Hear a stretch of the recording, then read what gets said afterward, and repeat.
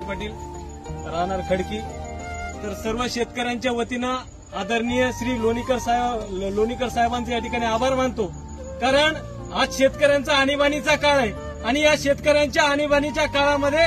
एकही नेता त्या ठिकाणी शेतकऱ्यांना सांत्वन करण्यासाठी, शेतकऱ्यांना धीर देण्यासाठी आलेला नाही, परंतु आमचे बबनराव लोणीकर साहेब जे आहेत खऱ्या अर्थानं शेतकऱ्यांना आधार देण्यासाठी